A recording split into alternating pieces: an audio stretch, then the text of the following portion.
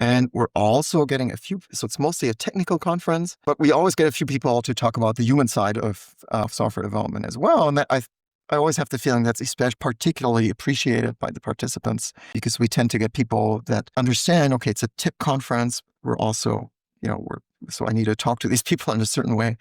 And they do that very successfully. So for us, it's kind of a day out for the company. I think hopefully lots of us just enjoy doing that. And now that we've done it a couple of times, it's no longer as stressful as it maybe was in the early days. That's something I noticed between the difference between these more technical conferences versus academic conferences. I feel like in technical conferences, the energy is higher in the sense of like, people are taking a day off from their work, like they're traveling and having a good time. Most of the times their company are paying for their stuff.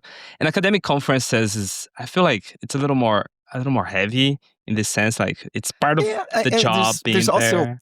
There's also changes. There's also difference in culture, right? So, I mean, one thing that we really wanted to do with Bob, I mean, I was coming out of a culture of academic conferences previously to that, right? So I was not, I'd spoken at a few developer conferences, but I wasn't, not very many.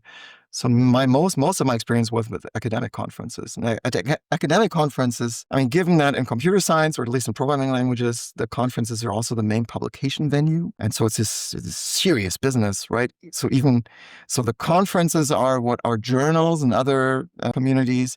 And so the workshops are what our conferences, other communities.